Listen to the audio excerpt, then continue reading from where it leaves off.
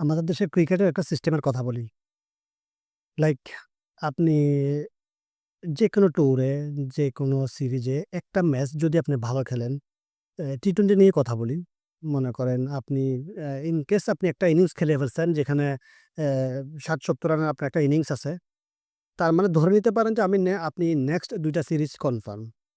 মানে এই রীতিটাই আসলে আমাদের ক্রিকেটের অনেকদিন ধরে চলমান। এটা মাথায় ধরে না এটা আসলে কখন শেষ হবে। লাইক আপনি একটা ম্যাচ কেন ভালো খেলছেন, আপনাকে ২-৩ টা সিরিজ আপনাকে নেক্সট আবার খেলাবে। আর আমাদের দেশের যে টি-টোয়েন্টি ফরম্যাটে জাস্ট ক্যাপ্টেন আছে।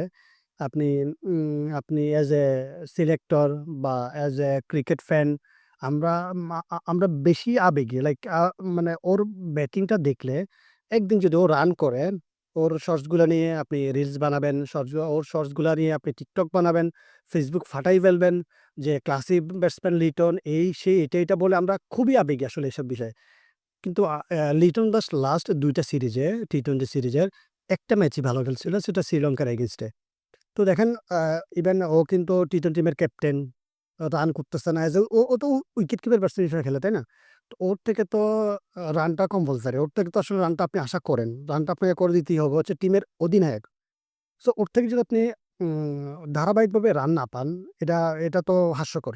যে আপনি টিমের ক্যাপ্টেন হয়ে টিমে আছেন, প্রপার ব্যাটসম্যান হিসেবেই আছেন কিন্তু আপনি রান করতে পারতেছেন না। আমরা হয়তো বলব যে ভাই ওর অধীনে টি-টোয়েন্টি সিরিজ জিততেছি, ৩ টা টিমের এগেইনস্টে সিরিজ জিতছি আমরা। আ এগুলা সবকিছু বলতে পারবেন। কিন্তু যে আমাদের সিস্টেমটা আসলে যেটা, যে আমরা একটা ম্যাচ ভালো খেললে আপনি ২-৩ টা সিরিজ কনফার্ম। ওই সিস্টেম থেকে আসলে আমাদেরকে বের হইতে হবে। তাছাড়া আমার মনে হয় না বাংলাদেশ ক্রিকেট সামনে আগাবে। এটা অ্যাম আমরা তো আসলে ভবিষ্যৎ কিছু জানি না। সামনে হয়তো আগাইতেও পারে। কিন্তু এই যে সিস্টেমের মধ্যে আমরা এত বছর ছিলাম, এখনো স্টিল আছি আমরা সিস্টেমটাতে। আমার মনে হয় না এই সিস্টেমে থাকলে বাংলাদেশ ক্রিকেটের উন্নতি হবে।